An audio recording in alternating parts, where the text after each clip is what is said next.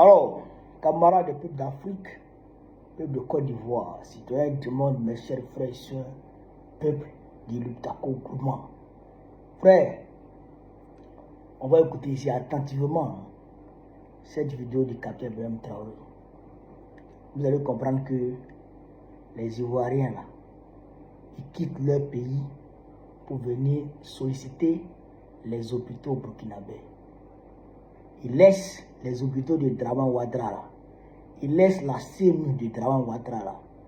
Et puis ils viennent se faire soigner au Burkina Faso. C'est une honte pour Dra. C'est une honte. Frère, on va écouter. Hein. Puis bon, on va décortiquer. Partagez au maximum. Abonnez-vous à ma nouvelle page Facebook. Là. On est parti. Parlant du domaine de la santé, plusieurs efforts ont été consentis.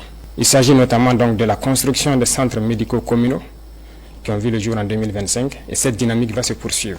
Certains sont en phase de finition, mais d'autres sont donc en début de construction. L'équipement de ces centres va permettre de rehausser donc le niveau de l'offre de soins au niveau de nos populations. Pour les centres existants, le plateau technique a été amélioré en termes de laboratoire, en termes d'imagerie. Ces offres de soins vont continuer de s'améliorer au profit de nos populations, mais également au profit donc des populations de nos pays voisins, parce que le nombre de patients venus des pays voisins a connu donc un accroissement considérable au cours de l'année 2025, dû principalement à notre politique de revoir à la baisse les coûts des prestations de santé. Nous allons poursuivre dans cette dynamique au cours de l'année 2026, avec la pose aussi des pierres de 9 centres de santé à l'image du centre de santé de Pala. Toutes ces infrastructures vont donc connaître un début en cours de l'année 2026. Dans le domaine... Vous avez entendu, les patients venus des pays voisins, le nombre de patients venus des pays voisins a connu un accroissement. Grâce à la politique de revoir à la baisse le coût de la santé au Burkina Faso. Ibé Iniché, Ibé merci. Ça, c'est du concret. Ça, c'est du concret. Oh, d'aucuns diraient, mais attends, il a parlé des pays voisins, il n'a pas parlé de la Côte d'Ivoire. Non, il n'a pas dit le nom de la Côte d'Ivoire. Mais, les Ivoiriens, là, ils viennent. Parce que moi, on m'en avait parlé. Et il y a quelqu'un qui m'a envoyé une capture d'écran d'une publication concernant l'hôpital de Doropo. Mais j'ai dit non, ça là, je ne peux pas croire. C'est vrai que les Ivoiriens peuvent venir se faire soigner au Burkina Faso, mais ça sera du côté, d'accord, des tradis praticiens. D'accord? Mais de là à aller solliciter les hôpitaux burkinabés, j'ai dit non, je ne crois pas trop. Mais quand j'ai écouté ce discours du capitaine Ibrahim Traoré, il dit attention. C'est là que je suis allé revoir la capture d'écran en question. Et l'image, la publication est toujours là. Si vous voulez vérifier, vous pouvez aller vérifier. C'est Tatiana Ali. Tatiana Ali. La publication date du 20 décembre. Que dit la publication? L'unique hôpital de la commune de Doropo. Les habitants sont obligés de traverser la frontière pour se faire soigner au Burkina Faso. Les travaux du nouvel hôpital général lancé depuis 2016 restent inachevés. Restent inachevés. Source, l'infodrome. Donc, l'infodrome, selon Tatiana, l'infodrome dit que les populations, d'accord, de Côte d'Ivoire, de la commune de Doropo, traversent la frontière pour aller se faire soigner au Burkina Faso. Grâce à quoi? Grâce à la politique, d'accord, la politique sanitaire du capitaine Ibrahim Traoré.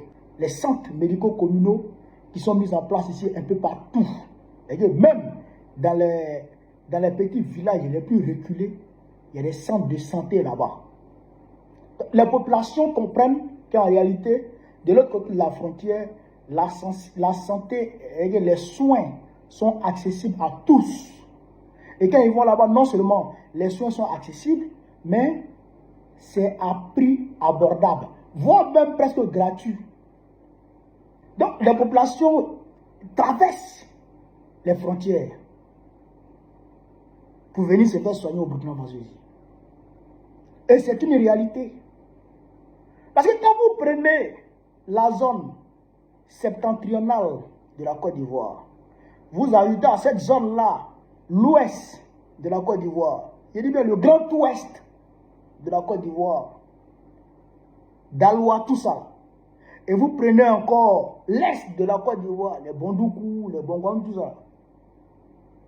Frère, si tu as un problème cardiaque, tu as un problème, tu as insuffisance rénale, d'accord? Tu as insuffisance rénale, tu as un problème de cœur, tu as un problème de foie, en tout cas les organes vitaux là, tu as un problème de ça. Si tu ne vas pas à Abidjan ou à Boaké, tu vas mourir en route. Tu vas mourir à coup sûr. Si tu as eu, je dirais la chance ou la malchance de donner vie à un bébé prématuré à Odjene ou à Doropo, frère, ton bébé va mourir. Soit tu vas à l'abattoir d'Odjene et puis ils vont couvrir ton bébé avec des déchets de vache, d'accord? Ou bien tu laisses ton bébé va mourir. Parce qu'il n'y a pas de couveuse là-bas. Donc, quand les populations réalisent que tout ce dont elles manquent dans le nord de la Côte d'Ivoire se retrouve de l'autre côté de la frontière, elles y vont. Ce n'est pas instinct de survie. Ce n'est pas instinct de survie. Est-ce que vous comprenez ce que j'ai dit d'Afrique? Je félicite le capitaine Ibrahim Traoré. Et je l'encourage. Mais jamais la Côte d'Ivoire n'avait connu ce genre de choses. Jamais la Côte d'Ivoire n'avait subi une telle honte.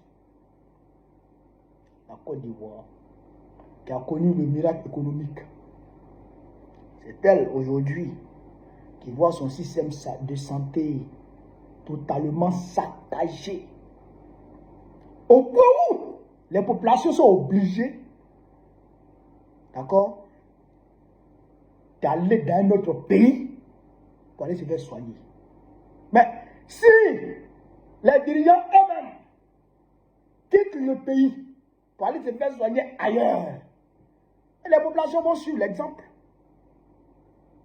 Les populations vont suivre l'exemple. Et ce qui est à leur portée, ils vont aller vers ça.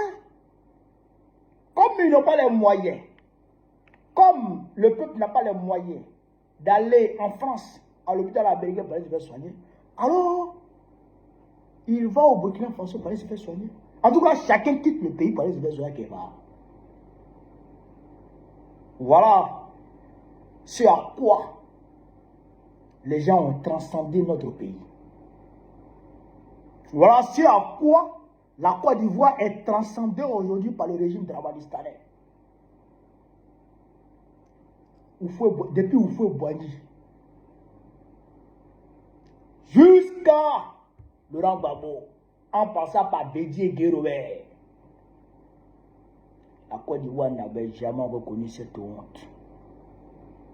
Jamais de la vie. Même pendant la guerre, pendant les 10 ans de guerre, les Ivoiriens ne traversaient pas pour venir solliciter les hôpitaux burkinabés en masse comme ça. Non. Non. Il y a certains qui venaient, bien sûr, mais ce n'était pas en masse comme ça. Parce que le système sanitaire quand même était maîtrisé.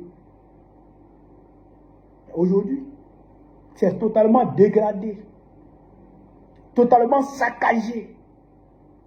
Les détournements par-ci, par-là, ils n'ont même pas honte. Au CHU de Tréville, ça détourne des milliards. Pendant que les contractuels, c'est-à-dire accumulent des arriérés de salaire de près de 10 mois. Près de 10 mois d'arriérés de salaire. Allez, à Tréville. Au sud de Tréville, les contractuels de là-bas.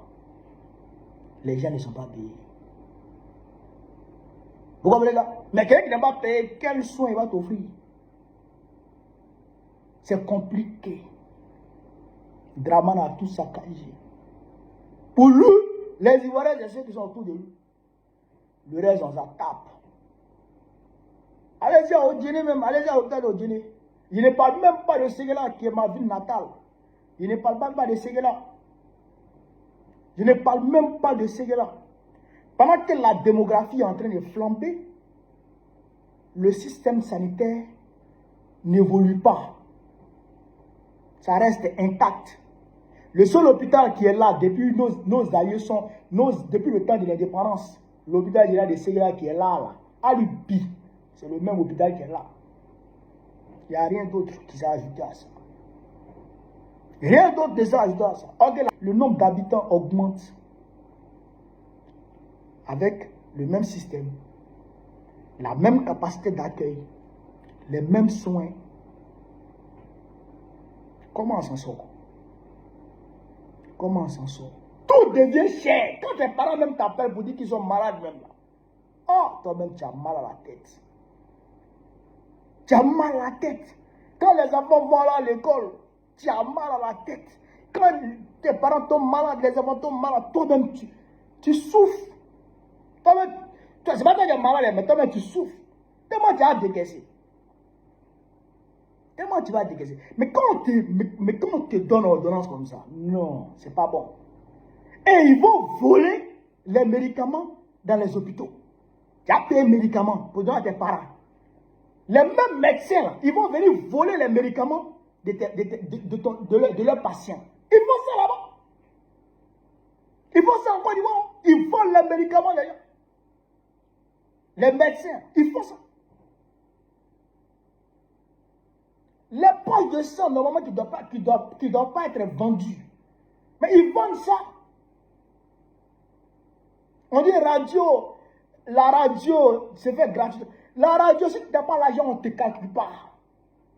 Dans les hôpitaux publics. Si tu n'as pas l'argent, on ne te calcule pas.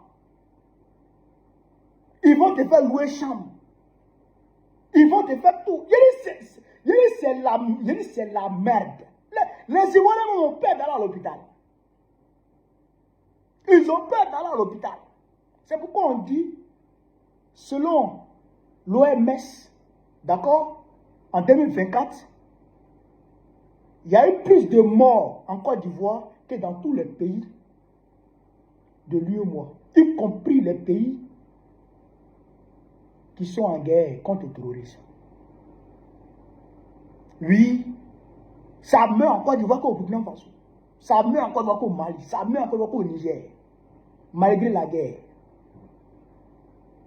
Mais puisque les Ivoiriens ont peur, la santé coûte extrêmement cher. Ça coûte cher.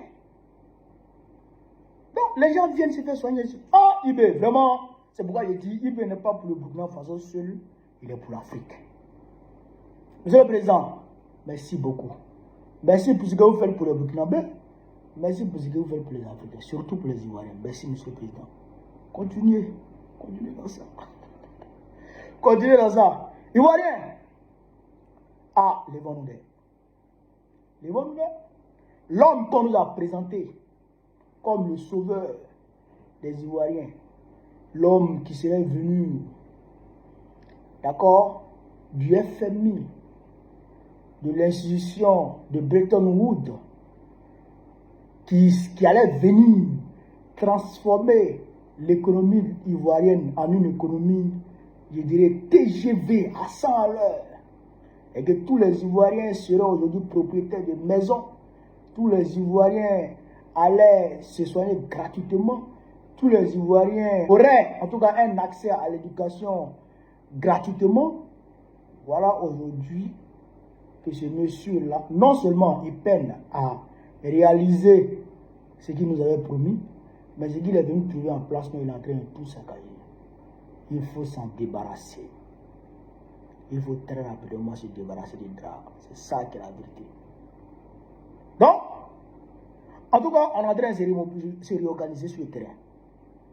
On est en train de se réorganiser. Et donc, je vous demande de rester mobilisés. De rester mobilisés, voilà. De ne jamais être touché par la résignation. On est des Ivoiriens, on dit découragement, on n'est pas Ivoirien. Ivoirien ne peut jamais se décourager. Ivoirien ne doit jamais être touché par la résignation. Non, non, non, non, non, non, non. On doit être toujours au front. Toujours au front. Donc, mobilisons-nous. Mobilisons-nous, les gars. Sur ce, vive l'Afrique libre, vive le panafricanisme, vive tous les blancs panafricains. Babo, président de Côte d'Ivoire, très prochainement, pour sauver le pays. Merci, monsieur le président. Son Excellence, le capitaine Ibrahim Traoré. Merci infiniment, monsieur le président.